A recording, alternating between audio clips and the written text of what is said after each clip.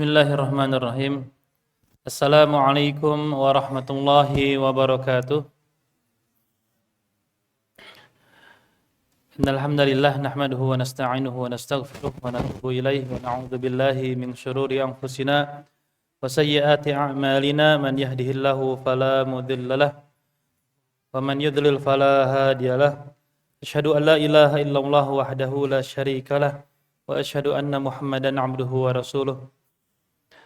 Qala Allah Ta'ala ya ayyuhalladzina amanu taqullaha haqqa tuqatih wa la tamutunna illa wa antum muslimun. Kaum muslimin jamaah salat maghrib yang dimuliakan Allah Subhanahu wa taala. Pertama, tentu saja kita bersyukur atas kenikmatan dan karunia yang Allah berikan kepada kita.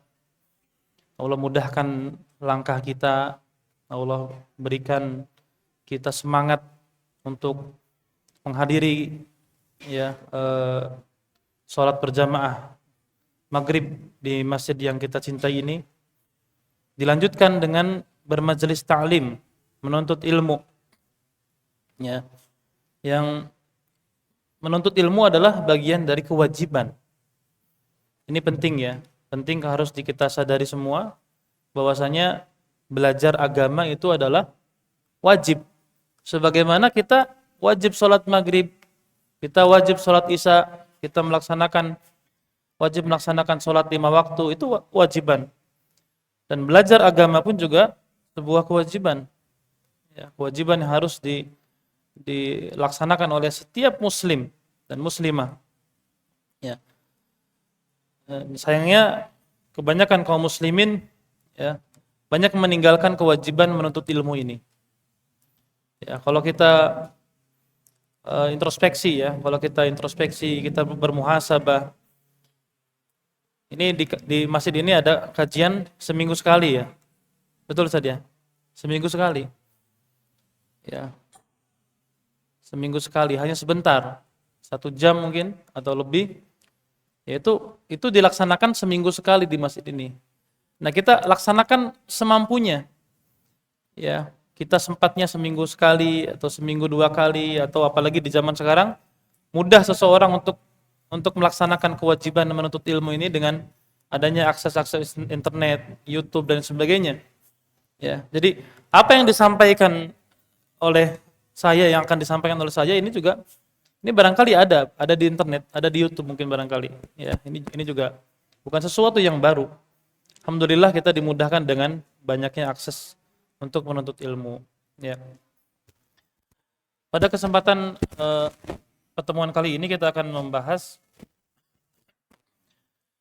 pertemuan sebelumnya kita membahas tentang keutamaan mempelajari sirah nabawiyah. Bahwasanya mempelajari sirah nabawiyah adalah kita mempelajari perjalanan hidup manusia terbaik. Bukan manusia biasa. Bukan manusia yang memiliki keutamaan ketika dewasa saja. Tetapi seluruh kehidupannya adalah memiliki keutamaan. Semua kehidupannya sejak beliau lahir sampai beliau meninggal dunia, bahkan kebaikannya sampai sekarang, itu kebaikan yang sangat luar biasa. Jadi sirah nabawiyah adalah mempelajari perjalanan kehidupan manusia terbaik. Ini sudah disampaikan pada pertemuan sebelumnya. Kemudian pernahkah kita berpikir waqtul muslimin waqtul ikhwah yang dirahmati Allah Subhanahu wa taala, pernahkah kita berpikir kenikmatan iman dan Islam yang kita rasakan pada saat ini itu merupakan buah dari hasil perjalanan Nabi kita Muhammad sallallahu alaihi wasallam? Pernahkah kita berpikir bagaimana kondisi dunia sebelum diutusnya Nabi Muhammad sallallahu alaihi wasallam? Sesungguhnya kondisi dunia secara umum, bukan jazirah Arab saja, dunia, Eropa, Afrika, Cina, India dan sebagainya, itu merupakan kondisi seburuk-buruknya kondisi sebelum diutusnya Nabi kita Muhammad sallallahu alaihi wasallam. Dan kita perlu mempelajari ini, kita perlu mengetahui ini. Kenapa? Karena ketika kita mengetahui bagaimana kondisi dunia sebelum diutusnya Nabi kita Muhammad sallallahu alaihi wasallam, maka kita akan merasakan betapa nikmatnya Islam yang kita peluk pada hari ini. Betapa nikmatnya iman, agama ya yang kita peluk pada hari ini ya. Karena kondisi seseorang ketika dia tidak mengetahui keburukan sebelumnya, dia merasakan biasa-biasa aja. Ya. Dia merasakan biasa-biasa aja. Padahal ini merupakan kenikmatan yang sangat luar biasa. Ya. Jadi agar supaya cahaya Islam yang kita rasakan pada saat ini betul-betul kita syukuri, ya, betul-betul kita bersyukur kepada Allah Subhanahu wa taala atas cahaya Islam yang sampai pada diri kita. Karena Nabi sallallahu alaihi wasallam pernah mengatakan innallaha nadhara ila ahlil ard famaqatahum arabahum wa ajamahum. Jadi sebelum diutusnya Nabi kita Muhammad sallallahu alaihi wasallam, Allah Subhanahu wa taala melihat penduduk bumi. Allah melihat kondisi penduduk bumi seluruhnya, ya, bukan Arabnya saja. Kemudian famaqatahum, maka Allah Subhanahu wa taala murka kepada semuanya. Murka kepada seluruh penduduk bumi. Arabahum wa ajamahum, kepada penduduk Arab dan juga kepada non-Arab. Allah murka kepada mereka semua. Illa baqaya min ahlil kitab, kecuali hanya segelintir saja orang-orang yang teguh dengan agama mereka. Ya, sedikit saja ahli kitab, ya, ahli kitab yang mereka masih berpegang teguh terhadap agama yang lurus, agama Nabi Ibrahim atau agama yang hanya menyembah kepada Allah Subhanahu wa taala. Ya. Inilah keadaan manusia di zaman fatrah namanya, ya. Zaman fatrah itu adalah zaman kekosongan. Tidak ada nabi, tidak ada rasul, tidak ada utusan Allah Subhanahu wa taala. Kondisi bumi, kondisi penduduk bumi betul-betul mencapai tingkat paling terburuk, tingkat paling terendah. Ya, seburuk-buruknya kondisi alam semesta pada saat itu, ya. Dan Allah Subhanahu wa taala sangat murka kepada mereka semua kecuali hanya segelintir orang, ya, yang masih berpegang teguh terhadap akhlak yang mulia, yang masih berpegang teguh terhadap pemurnian agama, hanya menyembah Allah Subhanahu wa taala saja dan tidak menyekutukannya, ya. Dan orang-orang ini hanya segelintir, hanya sedikit. Ya. Tidak ada komunitasnya. Mungkin kalau bisa dianalogikan mungkin di satu kota, ya, dari penduduknya 5.000 misalkan, 5.000 jiwa, ini hanya 1 atau 2 orang saja yang berpegang teguh terhadap agama yang lurus. Ya, di kota lain, di negara lain, di wilayah lain hanya 1, 2. Itu pun juga tidak ada komunikasi dan tidak ada komunitas karena sulitnya akses pada saat itu. Ya, jadi betul-betul hanya segelintir saja orang-orang yang masih berada di atas kebenaran. Maka mari kita melihat bagaimana kondisi kondisi dunia, ya, dan beberapa wilayah yang akan kita sebutkan. Yang pertama adalah bangsa Romawi. Bagaimana sih bangsa Romawi sebelum diutusnya Nabi kita Muhammad SAW? Ya, berbicara bangsa Romawi, pasti kita terfikir adalah kerajaan Romawi yang begitu besar. Kerajaan Romawi yang pada saat itu kekuasaan itu mencapai setengah permukaan bumi. Hampir setengah permukaan bumi, sangat-sangat luas. Ya. Dan 75% benua Eropa itu dikuasai oleh kerajaan Romawi, ya. Dan saking luasnya negara ini, ya, sampai-sampai Allah Subhanahu wa taala abadikan di dalam surat Rum ayat 2 dan ayat 2 sampai 4. Ghulibatir Rum Ghulibatir Rum, ya. Telah dikalahkan bangsa Romawi. Ini terjadi perperangan yang sangat dahsyat antara Romawi dengan Persia. Pada saat itu Nabi SAW masih melakukan dakwah di Mekah di tahun ke-3 atau ke-4 kenabian. Ya. Nabi SAW masih berdakwah di Mekah. Dan itu terjadi peperangan yang sangat dahsyat antara Romawi dan Persia. Fi adnal ardi wa hum min ba'di ghalabihim sayaglibun. Di negeri yang terdekat dan mereka sudah dikalahkan. Ya. Dan beberapa tahun lagi mereka pun juga akan dimenangkan oleh Allah Subhanahu wa taala. Jadi ini diabadikan oleh Allah Subhanahu wa taala di dalam Al-Qur'anul Karim, ya. Secara umum Romawi itu terbagi menjadi dua, ada Romawi Barat dan ada Romawi Timur, ya. Romawi Timur ibu kotanya adalah Konstantinopel, ya, yang di zaman Rasulullah SAW ini Konstantinopel ini dipimpin oleh Heraklius, ya, Raja Heraklius. Kemudian berikutnya adalah Romawi Barat, dan Romawi Barat ini adalah ketika Nabi SAW diutus, Romawi Barat ini sudah hancur, sudah kalah, ya. Kalah oleh siapa? Kalah oleh Romawi Timur. Jadi dahulu terjadi perselisihan yang sangat kuat antara kelompok Nasrani, ya. Kita tahu Nasrani ini ada dua, ada Nasrani Kristen Ortodoks, ada Nasrani Kristen Katolik. Sampai sekarang, ya kan? Sampai sekarang ada Katolik, ada apa? Kalau sekarang Protestan namanya. Ini Ortodoks, ya, Nasrani Ortodoks sama Katolik, ya. Mereka sama-sama agamanya, akan tetapi berbeda dalam sebuah pemahaman sehingga terjadi perselisihan dan peperangan yang sangat luar biasa yang terjadi selama puluhan tahun antara Romawi Barat dan Romawi Timur. Dan Romawi Timur berhasil mengalahkan Romawi Barat, ya. Berhasil mengalahkan Romawi Barat. Nah, kita melihat bagaimana kondisi bangsa Romawi sebelum diutusnya Nabi kita Muhammad SAW, ya, kondisi yang sangat-sangat buruk, ya, dari sisi akhlak.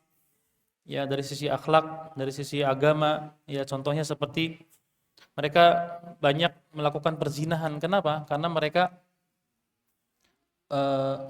tersebarnya perzinahan di mana-mana. Karena sulitnya untuk menikah. Kenapa? Karena mahalnya mahar. Ya. Jadi pernikahan ini menjadi sesuatu yang sangat tabu. Kebanyakan penduduknya memilih bujang daripada menikah. Karena persyaratan dan mahalnya pernikahan sehingga sulit untuk dilakukan oleh orang-orang yang miskin. Ya.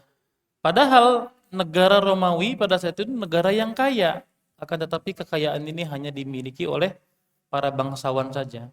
Hanya dimiliki oleh para para pejabat-pejabat saja, ya. Dan inilah menjadi penyebab tersebarnya perzinahan dan kacaunya nasab. Ya, kacaunya nasab. Jadi nggak jelas mana, dan ini dari keluarga mana, anak ini anaknya siapa, bapaknya di mana, nggak tahu, nggak jelas. Ya. Kemudian yang berikutnya adalah banyak terjadi suap menyuap. Ya. Tidaklah ada sebuah urusan, ya, bisa dikerjakan, bisa dilaksanakan kecuali harus disertai dengan suap. Ya, ini kondisi Romawi. Jadi akan menyulitkan bagi orang-orang yang miskin, mau melakukan ini, mau urusan ini segala macam harus ada suap dan suap. Ini sangat menyulitkan. Kemudian yang menjadi kekacauan juga di bangsa Romawi adalah kita tahu Pak, ada kalau di mungkin antum pernah lihat, ya, ada apa sih namanya? Sebuah bangunan gladiator, ya, kalau nggak salah, ya, seperti stadion gitu kan. Ini adanya di Italia kan, Romawi, ya, di Italia peninggalan zaman dahulu. Itu adalah tempat diadu dombanya manusia dengan hewan, dan manusia ini adalah budak, ya hamba sahaya, budak. Dan ini dijadikan bahan tontonan dan eh, hiburan. Misalkan manusia, budak diadu dengan harimau, diadu dengan macan, diadu dengan misalkan buaya dan binatang-binatang buas lainnya. Dan mereka bergembira, tepuk tangan, mereka sorak-sorak ketika ketika budak tersebut kalah kemudian dimakan oleh binatang buas tersebut. Ini sangat tidak ada belas kasihan kepada sesama manusia, ya. Ini betul-betul moral yang begitu buruk. Kemudian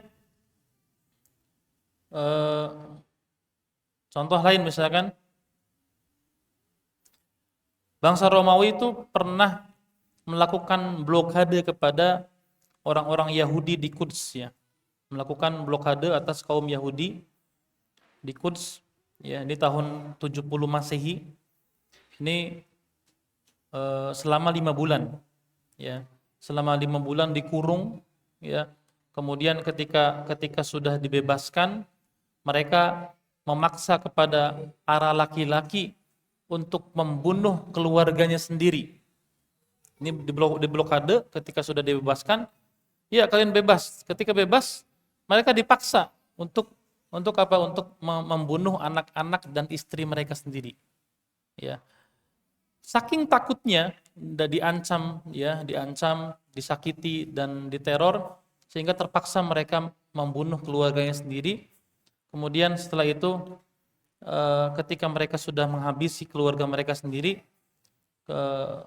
sampai berikutnya adalah mereka mengundi siapa dua lelaki Yahudi yang masih hidup, ya, di antara mereka diadu, kemudian berperang di antara mereka sendiri dan akhirnya mereka saling bunuh-bunuhan. Ini kondisi Romawi, ya.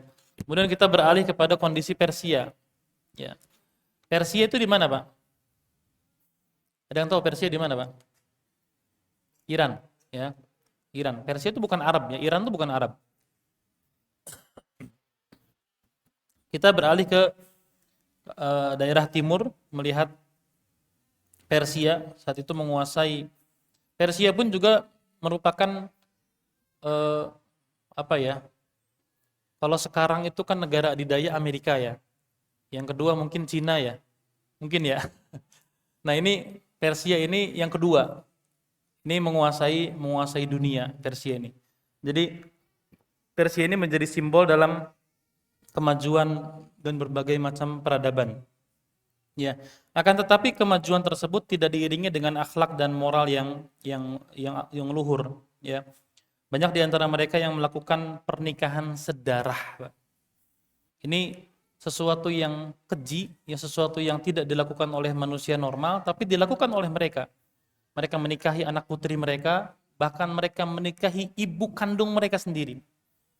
Ini keburukan moral, ya, yang dilakukan oleh bangsa Persia. Suatu waktu ada pimpinan atau raja bernama Yazdegerd II, ya, raja Persia, menikahi putrinya sendiri. Kemudian ketika menikahi putrinya sendiri terjadi KDRT, ya, dan istrinya dibunuh. Anak putrinya sendiri dibunuh, ya. Ini bayangkan bagaimana perbuatan yang secara fitrah manusia nggak melakukan. Nggak mungkin bapak menikah sama anak putrinya sendiri, kan? Secara fitrah ini sesuatu yang sangat keji, ya, tapi dilakukan oleh mereka, ya. Kemudian juga ada ajaran di antara bangsa Romawi itu adalah ketika ada seorang cendekiawan, ketika ada seorang tokoh agama berpendapat bahwasanya semua manusia itu sama, memiliki hak dan kewajiban yang sama. Secara sepintas mungkin manusia itu sama, ya, sama. Tapi yang dimaksud dengan tokoh agama ini bernama Mazdak, ya, mereka mengatakan bahwasanya manusia itu sama di dalam hal memiliki harta dan wanita. Ya. Ini pemahaman yang dilontarkan oleh tokoh agama di Persia kemudian pemahaman ini dianut oleh rajanya, kemudian diterapkan di tatanan masyarakat mereka. Sehingga apa yang terjadi? Yang terjadi adalah yang kuat memanfaatkan yang lemah. Manusia sama dalam sisi harta dan wanita. Pada akhirnya orang-orang yang kuat memasuki rumah-rumah yang rumah-rumah orang yang miskin, kemudian mengambil wanitanya, memanfaatkan wanitanya, kemudian mengambil hartanya dan seterusnya. Ya, ini terjadi kerusakan, ya, kerusakan akhlak yang sangat buruk. Dan orang-orang miskin nggak bisa melakukan hal tersebut kepada orang-orang kaya. Ya, dengan pengamanannya, dengan fasilitas yang mereka miliki, mereka tidak mampu. Ya, pada akhirnya apa? Pada akhirnya terjadi permasalahan, terjadi kekacauan di tengah masyarakat mereka di Persia, sehingga banyak orang-orang yang tidak mau bekerja. Ya, buat apa saya bekerja? Karena hasilnya pun juga diambil sama orang lain. Nah, ini terjadi di Persia. Ya. Kemudian juga bangsa Persia mereka sangat-sangat mengagungkan raja-raja mereka, sampai menjadikan raja-raja mereka seperti tuhan-tuhan. Ya, seperti tuhan-tuhan, meyakini bahwasanya raja-raja mereka itu adalah darah mereka itu adalah darah yang mengalir di dalamnya ketuhanan, ya.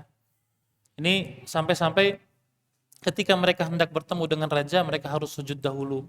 Ketika ada orang biasa, rakyat biasa ingin bertemu dengan raja, maka diatur jaraknya.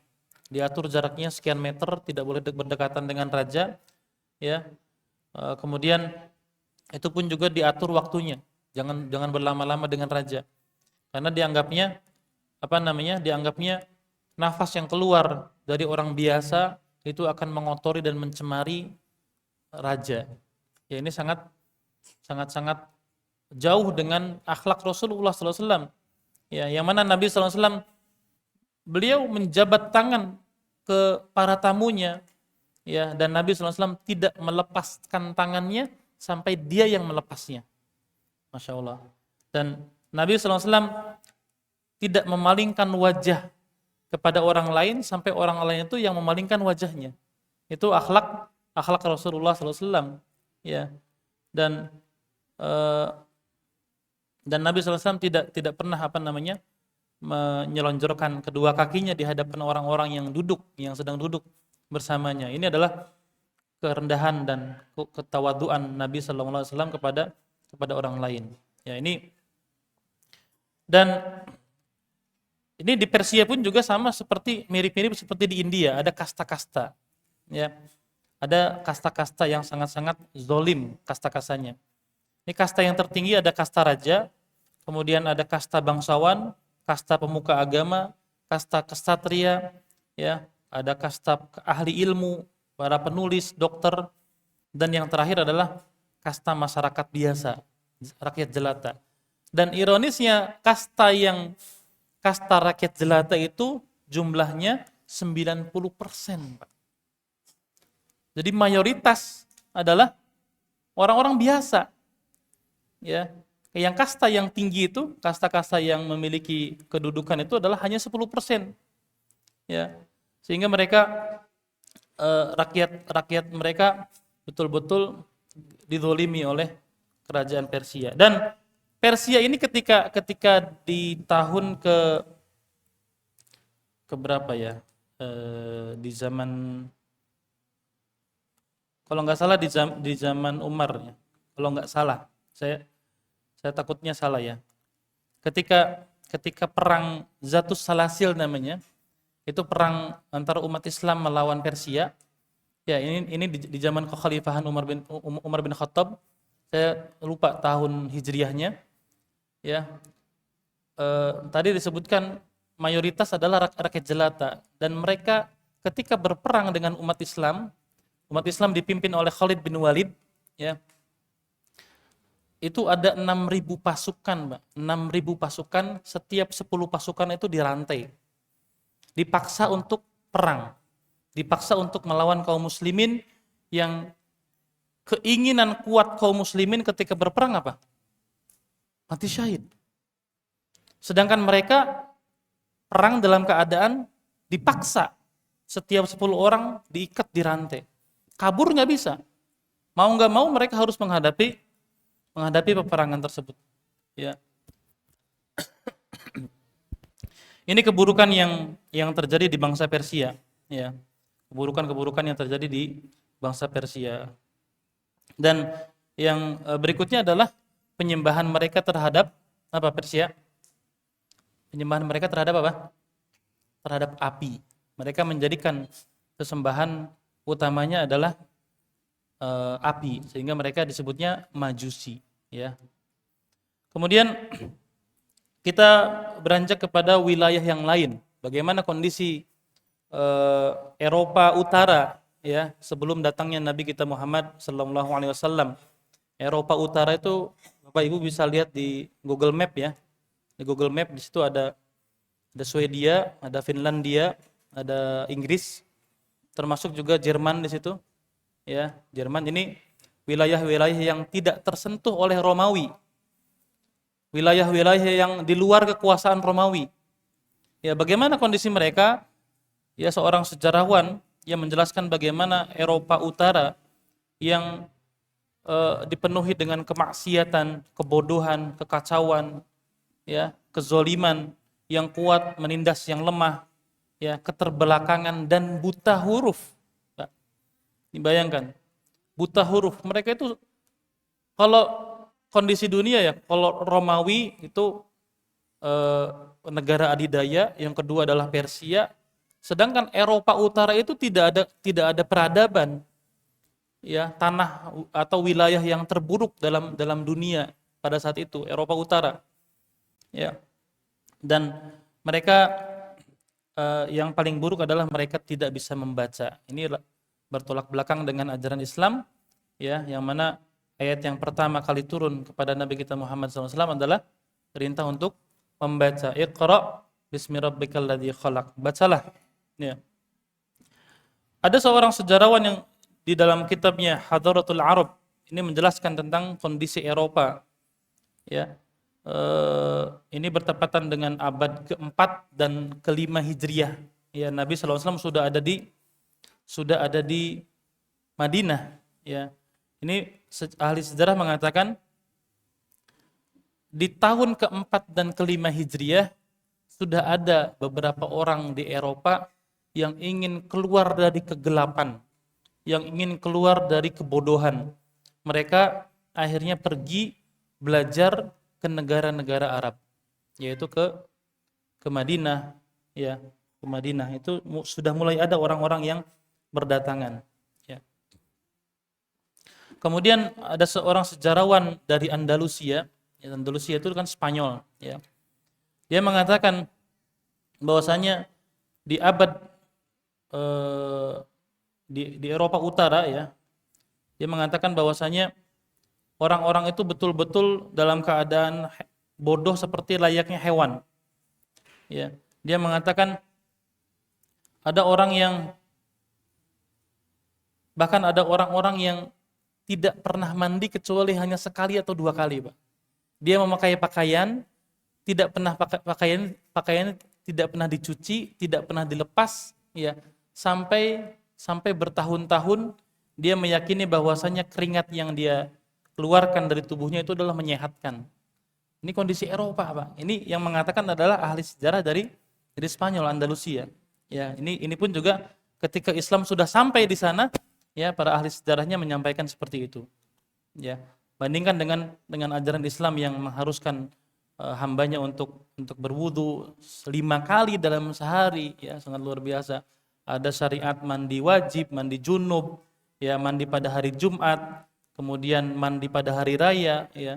Jadi bandingkan, ini ajaran yang memerintahkan kepada kita untuk bersih, wathiyabaka fatahhir, dan pakaianmu sucikanlah, bersihkanlah, ya. Ini sangat jauh sekali dengan kondisi orang-orang Eropa pada saat itu. Jadi Eropa yang sekarang kita lihat begitu modern, begitu megah, kemudian berbagai macam kemodernan, ya, yang kita melihat itu dahulunya adalah kegelapan, Pak. Ya, kegelapan, mereka buta aksara, mereka seperti hewan, Pak, seperti binatang. Ya, maka kita harus bangga dengan dengan Islam. Ya.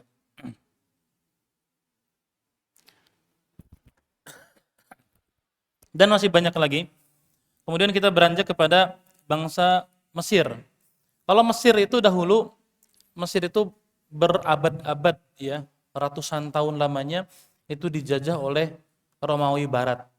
Ketika Romawi Barat itu tumbang, dikalahkan oleh Romawi Timur, maka langsung diambil alih ya.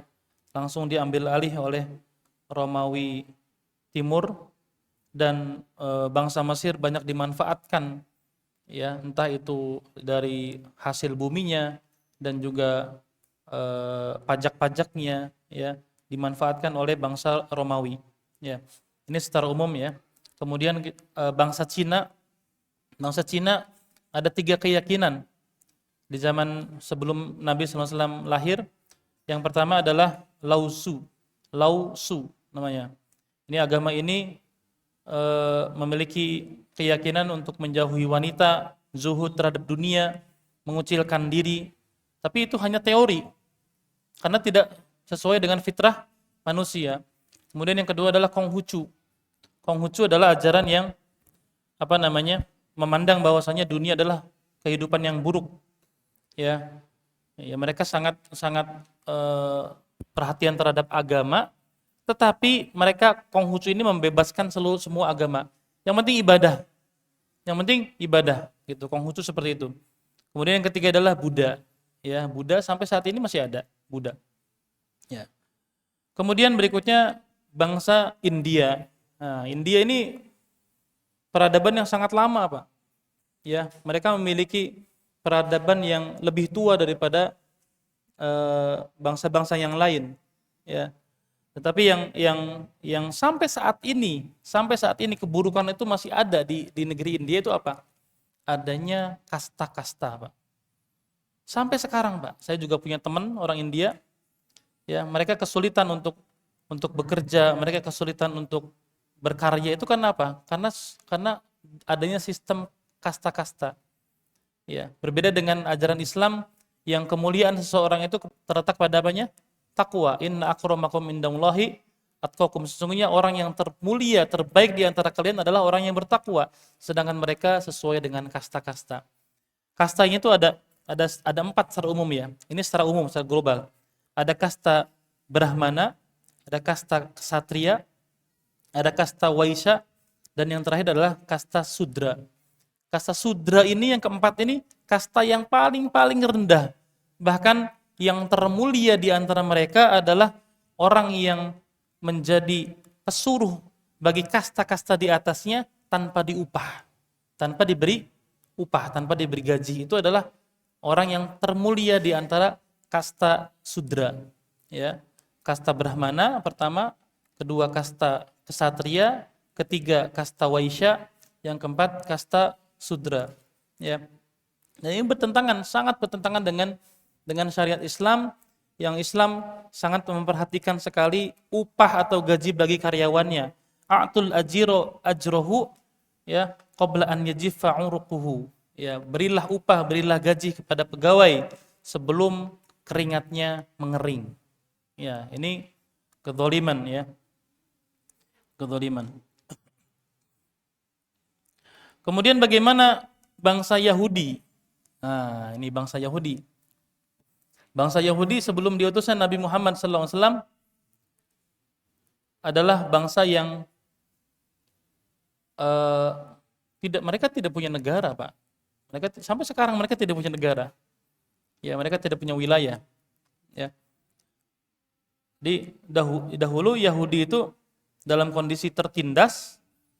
Ya, di setiap tempat, di setiap waktu ketika ada bangsa Yahudi, mereka nggak mau, banyak bangsa-bangsa, banyak orang-orang yang tidak mau bekerja sama dengan Yahudi. Karena Yahudi itu dari dulu, Pak, sampai sekarang Yahudi itu tidak pernah amanah. Siapa saja yang bekerja sama dengan Yahudi, ya pasti mereka selalu menyelisihi janji. Ya, selalu menyelisihi janji. Itu sudah menjadi ciri khasnya Yahudi.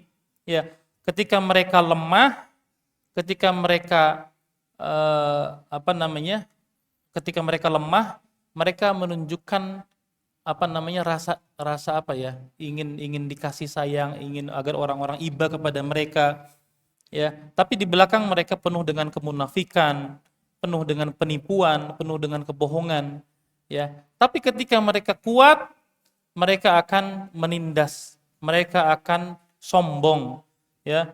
Mereka akan melakukan kezoliman, kebuasan, ya. Dan di antara ciri orang-orang Yahudi adalah mereka selalu makan riba, ya. Nah, ini di tahun 610 Masehi, ini Yahudi ini bertempat di Syam, di daerah Syam, ya. Syam itu Palestina, Yordania, Libanon itu Syam, ya. Nah, ketika mereka berada di Syam ini waktu itu dikuasai oleh Romawi juga, Pak. Ya, dan di Syam itu juga banyak orang-orang Nasrani. Banyak orang-orang Nasrani yang mereka kiblatnya kepada kerajaan Romawi, ya. Ketika Romawi itu berperang dengan Persia, kemudian di awal kali Persia itu mengalahkan Romawi, ya, Romawi menjadi lemah, banyak yang hancur, maka orang-orang Yahudi membuat ulah. Orang-orang Yahudi membunuh para apa namanya? Para rahib-rahib, para pendeta-pendeta yang berada di Syam. Mereka membunuh tuh para pendeta-pendeta yang berada di Syam. Akan tetapi, dan itu disebutkan dalam Al-Quran, ghulibatir Rum, ketika Romawi kalah. Kemudian setelah beberapa tahun kemudian, Romawi berhasil mengalahkan Persia. Ya, wahum mim ba'di ghalabihim sayaghlibun. Dan setelah itu mereka akan menang, Romawi akan menang. Ketika itu setelah beberapa waktu kemudian perang lagi Romawi dengan Persia dan Romawi menang. Romawi menang. Ini Nabi SAW sudah ada ya, sudah lahir ya. Ya, Nabi SAW berada di Mekah, masih dakwah di Mekah. Sudah menjadi nabi, ya. Dan ketika Romawi ini berhasil mengalahkan Persia, maka orang-orang Yahudi yang berada di Syam meminta perlindungan kepada Raja Heraklius di Romawi. Mereka minta jatah tempat, mereka minta apa namanya, perjanjian damai. Ini Heraklius belum tahu apa yang terjadi di Syam ketika Romawi kalah, ya. Banyak pendeta-pendeta yang dibunuh oleh orang-orang Yahudi, ya. Ketika perjanjian tersebut sudah ditandatangani, beberapa waktu kemudian Heraklius baru mengetahui ternyata orang-orang Yahudi yang datang kepada dia minta perlindungan tersebut, mereka itu adalah para pembunuh pendeta-pendeta yang ada di Syam, ya. Sehingga apa yang dilakukan oleh Heraklius tidak bisa membatalkan perjanjian tersebut karena sudah ditandatangani, ya. Ini secara umum, ya. Ini secara umum. Nah, kemudian kita tadi sudah sebutkan bagaimana kondisi Romawi, ya, kondisi Persia, kondisi Eropa Utara, kondisi Mesir, kondisi India, Cina, ya. Dan sekarang kita masuk ke kondisi Jazirah Arab. Kondisi Jazirah Arab yang akan di sana tanah yang akan menjadi tanah kelahiran Nabi kita Muhammad sallallahu alaihi wasallam. Ya. Secara umum mereka secara umum, ya, Jazirah Arab mereka banyak menyembah berhala-berhala. Akan tetapi mereka tidak menjadikan berhala tersebut sebagai Tuhan, Pak. Bukan. Makanya Allah Subhanahu wa taala mengatakan ma na'buduhum illa liyuqarribuna ilallahi zulfa. Kami enggak menyembah mereka. Kami tidak menyembah mereka. Akan tetapi kami menjadikan berhala-berhala tersebut sebagai perantara di dalam berdoa. Artinya apa? Artinya berhala-berhala yang disembah oleh orang-orang Jazirah Arab, orang-orang Arab ya, mereka tidak meyakini berhala tersebut menciptakan, memberi rizki, menurunkan hujan dan lain sebagainya. Tidak, mereka tidak meyakini itu. Tetapi apa? Berhala-berhala tersebut adalah simbol orang-orang soleh, ya, simbol orang-orang soleh yang mereka dijadikan berhala, kemudian dijadikan monumen, kemudian dijadikan media untuk berdoa. Tujuannya apa? Tujuannya saya minta kepada orang soleh yang sudah mati ini agar supaya orang soleh itu minta kepada Allah. Nah ini, jadi sebagai perantara di dalam berdoa. Baik, kita akan lanjutkan bagaimana kondisi Jazirah Arab sebelum diutusnya Nabi kita Muhammad SAW setelah sholat Isya insyaallah taala. Wassallallahu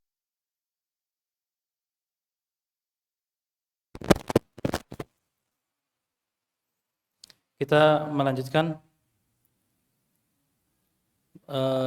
bagaimana kondisi Jazirah Arab.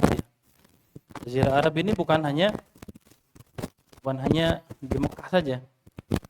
Jazirah Arab, Mekah, Madinah, Yaman, ya, Irak, itu Jazirah Arab secara umum. Ya. Tapi memang terkhusus di sini adalah kondisi di daerah Mekah dan Madinah secara umum. Ya, tadi disebutkan bahwasanya secara umum mereka adalah penyembah berhala. Ini kondisi sangat-sangat buruk sampai-sampai di keliling Ka'bah itu Bapak Ibu ya. Keliling Ka'bah itu sampai ada 360 berhala. 360 patung. Dan setiap kota itu ada berhala yang menjadi kekhususan kota tersebut. Seperti misalkan di Mekah itu ada berhala namanya Hubal. Ya, kemudian di Taif ya, itu ada namanya berhala Lata. Kemudian daerah lain ada namanya Uzza, ya. Dan seterusnya, ya. Ini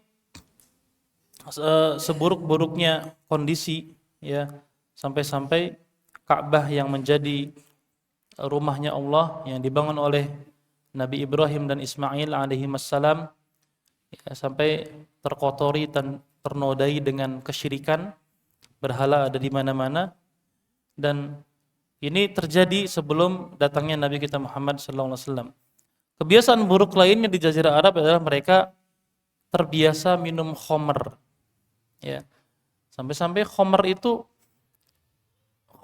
ketika Nabi SAW mendapatkan wahyu pertama dan berdakwah di Mekah selama 13 tahun ya Bapak Ibu, itu khamr itu tidak diharamkan. Ya, selama 13 tahun dakwah di Mekah, mereka saking terbiasanya dengan khamr sampai Allah Subhanahu wa taala tidak mengharamkan khamr sampai dakwah Nabi tersebar di Madinah. Ya.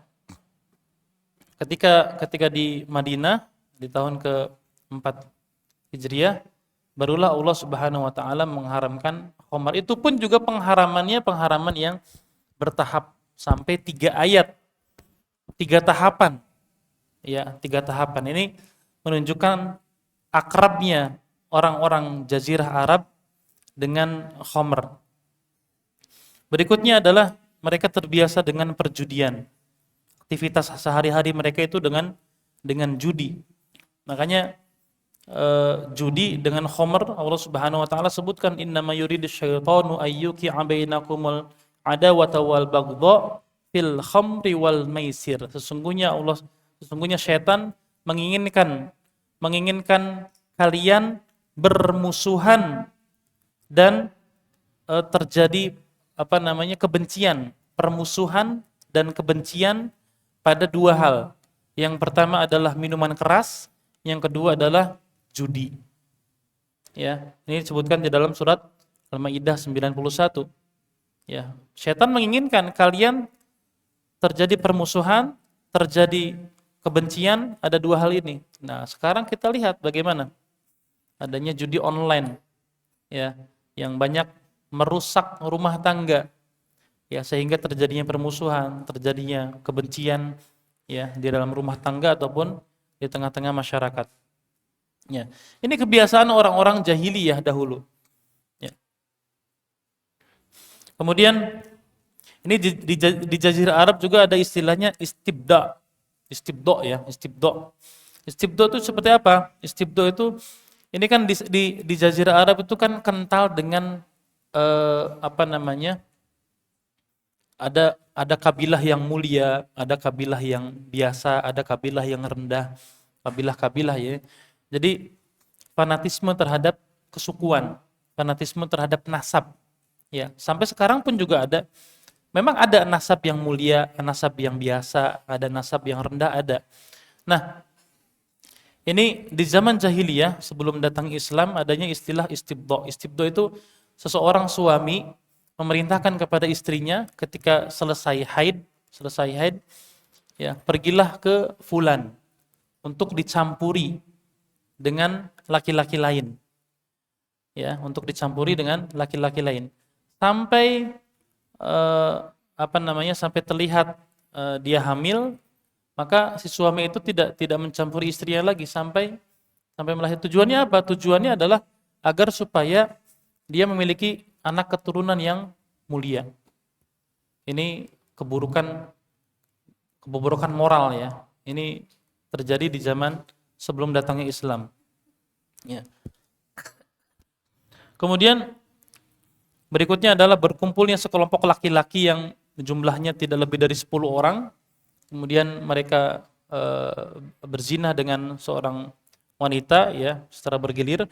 Nanti ketika wanita itu hamil, maka dia akan memanggil laki-laki yang menzinahnya tersebut, kemudian menunjuk salah satu laki-lakinya untuk menjadi ayahnya. Dan laki-laki tersebut yang ditunjuk itu tidak bisa menolaknya. Kemudian tersebarnya rumah-rumah zina, ya. Rumah-rumah zina cukup mereka meletakkan bendera berwarna merah di depan pintunya, ya, di depan rumahnya, untuk menunjukkan bahwasanya rumah tersebut di dalamnya ada seorang wanita pelacur. Ya. Ya, ini juga sebenarnya sebagian keburukan-keburukan ini banyak terjadi di zaman sekarang juga. Ya. Tetapi keburukan di zaman itu di zaman jahiliyah itu tidak dibarengi dengan kebaikan. Kalau di zaman sekarang kan keburukan ada, iya. Tetapi kebaikan pun juga alhamdulillah banyak tersebar. Ya. Jadi keburukan-keburukan yang terjadi di zaman jahiliyah sebelum datangnya Islam betul-betul tidak diimbangi dengan kebaikan. Tidak ada orang soleh, ya, tidak ada orang-orang yang menyuruh kepada kebenaran. Ya. Kemudian kebiasaan buruk mereka adalah orang-orang jahiliyah, mereka suka menikahi wanita yang pernah dinikahi oleh ayah-ayah mereka. Ini sebuah perbuatan yang keji, ya. Makanya Allah Subhanahu wa taala katakan wala tankihu ma nakaha abaukum, ya. Dan janganlah kalian menikahi bekas istri bapak kalian, ya. Ini enggak boleh ini. Kemudian juga mereka terbiasa menikahi dua wanita yang adik kakak. Ini juga kebiasaan orang-orang jahiliyah. Wa antajma'u bainal ukhtaini illa ma qad salaf. Kalian tidak boleh menikahi wanita yang adik kakak, ini enggak boleh. Ya. Dan secara umum adalah tadi, ya, perzinahan ini sudah baik. Dan kebiasaan keji lainnya adalah mereka suka membunuh anak-anak perempuan. Ini barangkali pernah kita dengar bersama-sama, ya. Ya. Akan tetapi kebiasaan ini tidak terjadi di seluruh Jazirah Arab dan tidak terjadi di seluruh kabilah-kabilah Arab. Ini hanya sebagian kabilah Arab saja. Mereka suka membunuh anak-anak perempuan dengan banyak sebab, banyak alasan. Di antara alasannya adalah takut miskin. Ya, makanya Allah Subhanahu wa taala sebutkan wala taqtulu auladakum khasyata imlaq, dan janganlah kalian membunuh anak-anak kalian karena takut miskin. Ya. Kemudian Allah Subhanahu wa taala sebutkan wa idza busyira adahum bil untha dhalla wajhuhu muswadda. Ketika mereka lahir anak perempuan, ya wajahnya apa ya? Kecewa. Ya, anak perempuan. Ya. Wa huwa kadhim, dia marah, dia kadhim. Yatawara minal qaumi min su' ma busyira bihi ayumsikuhu anahun. Ya, mereka sembunyi dari kaumnya, apakah dia bunuh atau dia tahan. Ya. Dia tidak bergembira dengan lahirnya seorang wanita. Jadi ini sekali lagi terjadi di sebagian kabilah Jazirah Arab. Ya, sebabnya apa? Sebabnya salah satunya tadi ya, takut miskin, kemudian yang kedua adalah wanita itu dianggap tidak punya kekuatan.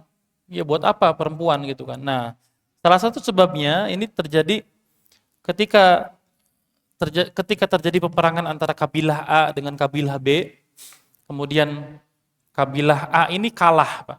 Kabilah A ini kalah. Sehingga sebagian pasukannya ditawan oleh kabilah B. Ya, laki-laki, perempuan ditawan. Ketika ditawan, kabilah A ditawan, ada seorang wanita yang ditawan yang jatuh cinta kepada salah satu laki-laki dari kabilah B. Ketika pimpinan kabilah A ini hendak menebus tawanan ya, biar anak perempuannya dibebaskan, ternyata wanita ini sudah jatuh cinta, bahkan sudah menikah dengan laki-laki dari kabilah B, sehingga dia nggak mau pulang ke bapaknya. Ya, nggak mau pulang. Nah, sebab inilah ya tersebar di kalangan kabilah A, sehingga kabilah A ini tidak mau punya anak perempuan karena itu aib katanya. Aib punya anak perempuan. Ya. Membunuhnya dengan cara yang bermacam-macam. Ada yang ketika baru lahir langsung dibunuh. Ada yang diproses dulu sampai usia 6 tahun, 7 tahun ketika mereka ketika anak tersebut sudah besar, 6 tahun, 7 tahun, dihias ya, didandanin, kemudian dibawa ke tengah padang pasir, kemudian dikubur atau dimasukkan ke dalam sumur, ya. Ini sangat-sangat kejam sekali. Makanya Allah Subhanahu wa taala sebutkan di dalam Al-Qur'annya, wa idzal mau'udatu su'ilat, ya. Bayi-bayi perempuan yang dikubur hidup-hidup itu ditanya, bi ayyi dzambin qutilat, kalian dibunuh kenapa? Ya, karena dosa apakah dia dibunuh? Ya. Ini sekali lagi ini kebiadaban yang dilakukan oleh sebagian kabilah Arab. Ya. Cerita yang tersebar ya di sebagian kaum muslimin bahwasanya Umar bin Khattab pernah melakukannya. Ini tidak benar. Ini riwayat yang lemah. Ya, Umar bin Khattab radhiyallahu anhu ketika masa jahiliyah pun juga tidak pernah melakukan hal ini. Ya.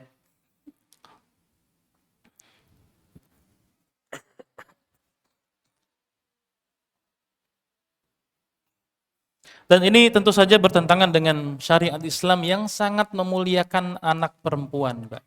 Sampai-sampai Nabi SAW pernah mengatakan, man 'ala jariyataini hatta tablugha ya ja'a yaumal qiyamati ana wa huwa kada. Barang siapa yang punya anak perempuan sampai dia hatta tablugha, sampai dia balik, dia rawat dengan baik, dia asuh, dia didik, dia sekolahkan anak-anak perempuan tersebut. Ini 2 anak perempuan ya.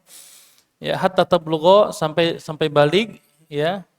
Maka kata Nabi SAW, pada hari kiamat dia dengan aku sama seperti ini. Maksudnya dekat dengan Nabi sallallahu alaihi wasallam. Ya. Kemudian berikutnya kebiasaan buruk yang terjadi di Jazirah Arab sebelum mendatangnya Nabi sallallahu alaihi wasallam adalah mereka orang-orang Arab terbiasa melakukan perang. Disebabkan karena hal-hal yang sepele, Pak. Hal-hal yang ringan. Tapi disebabkan karena itu mereka berantem. Ya. Seperti contohnya seperti perang Al-Busus. Perang Al-Busus ini adalah perang saudara. Ya, perang saudara, sebuah kabilah tapi sebenarnya asalnya mereka bersaudara. Sebabnya apa? Sebabnya karena ada seorang eh, misalkan kabilah A ya, kabilah A kemudian eh, memukul seekor unta dari kabilah yang lain, kemudian sebab itu karena untanya mati, sebab itu Pak, cuma karena sebab itu aja, ya, itu dikenal dengan perang Al-Busus, itu selama 40 tahun, dua kabilah itu berperang, selama 40 tahun, itu sudah menewaskan ribuan jiwa manusia, ya ini keburukan Jazirah Arab, mereka terbiasa melakukan perang. Kemudian ada namanya perang Dahish wal Ghabra. Dahish wal Ghabra. Ini disebabkan karena ada lomba pacuan kuda. Kemudian salah satu peserta itu curang atau licik, ya. Sehingga gara-gara sebab itu, ya, itu terjadi pertengkaran atau perperangan yang terjadi sampai terjadi puluhan tahun, sampai memakan korban ribuan jiwa manusia, ya. Nah, ini zaman sekarang juga ada mungkin ya, gara-gara perbedaan politik, itu ya, betul Pak? Ada perbedaan apa, fans bola mungkin, atau perbedaan apa, beda kampung, atau beda ormas dan lain sebagainya. Nah ini disebabkan karena itu terjadi pertengkaran dan sebagainya. Ya ini. Dan secara umum kondisi Mekah sebelum diutusnya Nabi Muhammad SAW itu tidak jauh kondisinya seperti kondisi Jazirah Arab pada umumnya. Kalau tadi saya bicara masalah Jazirah Arab secara umum ya, jadi bukan Mekah. Adapun Mekah, Jazirah Arab secara umum hampir-hampir sama, ya. Nah, tapi di Mekah itu kenapa sih bisa ada kesyirikan, Mbak? Kenapa bisa ada 360 berhala yang mengelilingi Ka'bah itu, kenapa bisa terjadi tersebut? Ini ada pelopornya, ada sebabnya. Sebabnya apa? Sebabnya adalah seorang tokoh yang bernama Amr bin Luhai. Amr bin Luhai ini adalah seorang tokoh masyarakat yang sangat dihormati, yang sangat disegani, yang sangat dermawan kepada orang lain, sehingga perkataannya, perbuatannya, perintahnya itu ditaati. Apa yang dilakukan Amr bin Luhai? Ini disebutkan oleh Ibnu Katsir rahimahullah, mengatakan innahu kana dzabaha ayyamal hajij 10,000 badanah. Ketika musim haji, Amr bin Luhai menyembelih 10.000 ekor unta. Ini bukan 100, 200, bukan 1.000, 2.000 Pak. Ini 10.000 unta dia sembelih, dia bagikan kepada para jemaah haji. Sangat-sangat dermawan. Kemudian Ibnu Katsir mengatakan wa kasa 10,000 hullah. Dia memberikan 10.000 pakaian kepada para jemaah haji. Orang kalau sudah dikasih harta, ya udah. Jangankan itu, Pak. Dikasih 50.000, 100.000 suruh coblos aja mau kan? Ya. Ini bukan harta receh ini ya. Ini sangat banyak sekali. Sehingga menjadikan apa? Menjadikan Amr bin Luhai ini seorang tokoh masyarakat yang sangat-sangat dihormati, sangat disegani dan ditaati. Ya. Di Mekah ada kezaliman, ada kemaksiatan, ada perzinahan. Tetapi sebelum adanya Amr bin Luhai belum ada kesyirikan, Pak. Belum ada berhala-berhala di sekitaran Ka'bah, belum ada. Ya. Yang menjadi pelopor semua itu adalah Amr bin Luhai. Awalnya terjadi bagaimana ketika Amr bin Luhai pergi ke daerah Syam, yang di sana mayoritas penduduknya adalah beragama Nasrani, ya, yang orang-orang Nasrani mereka terjerumus kepada kesyirikan, menjadikan Nabi sebagai Tuhan, ya, mereka melihat suasana yang begitu khidmat yang dilakukan oleh orang-orang Nasrani, mereka menyembah patung-patung, berhala-berhala. Ketika Amr bin Luhai bertanya, apa yang kalian lakukan kepada berhala-berhala ini? Maka penduduk Syam mengatakan, tidaklah kami meminta rizki kecuali Allah berikan. Tidaklah kami meminta anak ya, melalui perantara ini kecuali Allah kabulkan. Tidaklah kami minta apapun doa hajat kecuali Allah kabulkan melalui perantara berhala-berhala ini. Maka Amr bin Luhai meminta kepada penduduk Syam untuk minta satu berhala. Minta satu berhala. Maka dibawalah berhala tersebut ke daerah Mekah. Ya. Kita tahu tadi sebutkan Amr bin Luhai, seorang tokoh masyarakat yang dihormati, yang disegani. Maka ketika Amr bin Luhai memberikan ide, memberikan memberikan saran, ayo masyarakat, ini ada sesuatu yang baik loh. Kita minta kepada Allah melalui perantara media ini, media berhala. Saya dapatkan ajaran ini dari Syam. Yang mengatakan siapa tadi? Amr bin Luhai. Bukan orang sembarangan, bukan orang biasa. Maka orang-orang pun juga mengikutinya. Orang-orang mentaatinya. Orang-orang ya segan lah, mau gak mau ikut. Itulah mulai terjadi kesyirikan di Mekah. Makanya Nabi SAW pernah bersabda tentang Amr bin Luhai. Beliau SAW mengatakan, laqad ra'aitu jahannam yahtimu ba'duha ba'dha. Aku pernah melihat neraka Jahannam, ya Nabi SAW pernah diisrakan, ya Isra Mi'raj ke langit, kemudian beliau melihat neraka Jahannam yang begitu dahsyat, kemudian ra'aitu fiha Ibnu Luhai, dan aku melihat Ibnu Luhai, wa huwa alladhi sabbaba sawaib, dan dialah yang pertama kali yang mengeramatkan unta. Jadi bukan hanya sekedar ajaran menyembah berhala, tetapi Amr bin Luhai pun juga mengajarkan ajaran-ajaran bid'ah yang lainnya. Ya, khurafat, keyakinan-keyakinan, kepercayaan-kepercayaan, banyak. Jadi bukan hanya sekedar menyembah berhala aja. Termasuk di dalamnya adalah mengeramatkan unta.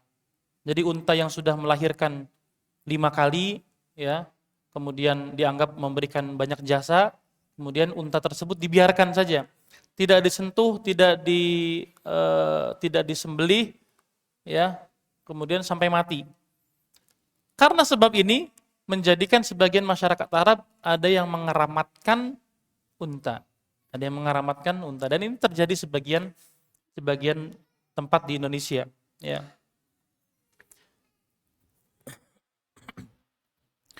Nah, dalam hadis lain ya, Nabi SAW mengatakan ra'aitu fiha Luhai bin Amr yajurru qusbatahu finnar wa ashbah man ra'aitu Ma'bad bin Aktham al-Ka'bi.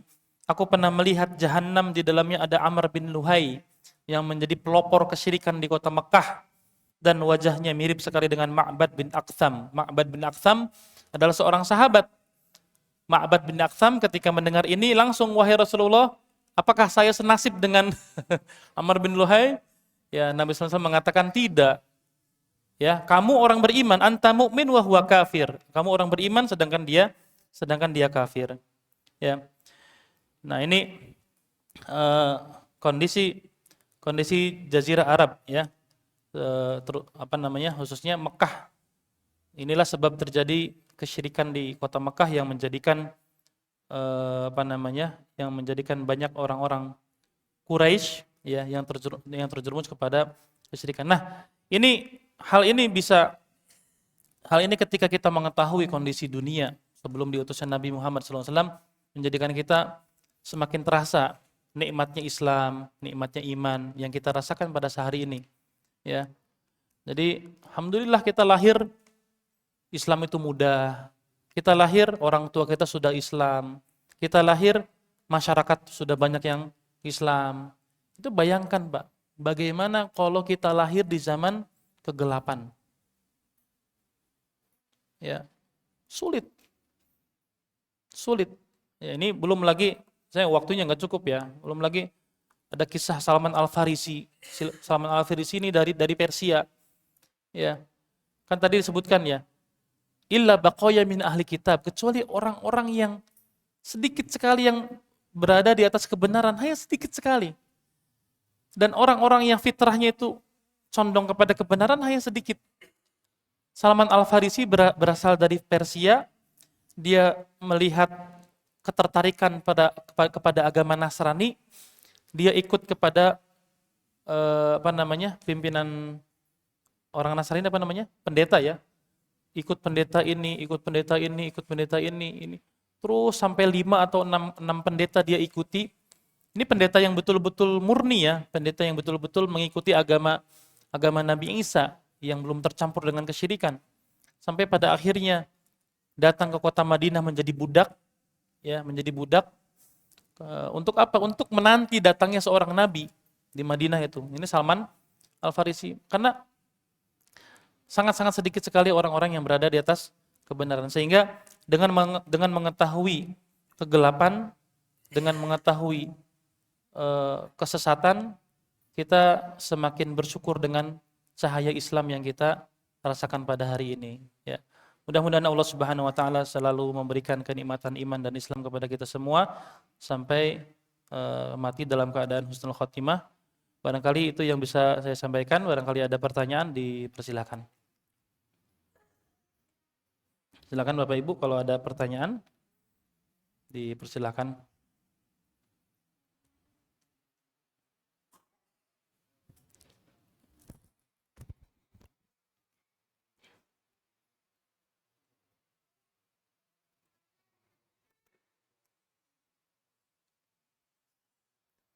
Ya, silakan.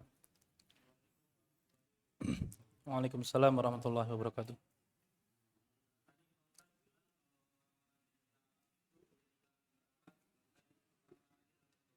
Ya.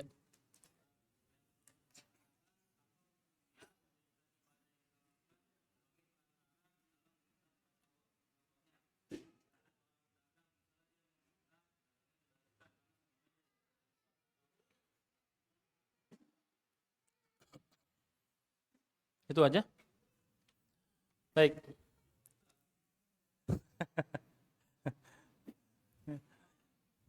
Ya. Di dalam berdoa kepada Allah Subhanahu Wa Taala, kita boleh bertawassul. Itu namanya tawassul apa ya? Namanya tawassul. Tawassul di dalam Islam yang dibolehkan itu ada 3. Yang pertama, tawassul dengan yang antum sebutkan itu adalah tawassul dengan amal soleh. Tawassul dengan amal soleh. Ya, kita punya hajat, punya keinginan kuat, punya harapan, ya, atau misalkan dalam kondisi terdesak ya, kita minta tolong kepada Allah Subhanahu Wa Taala.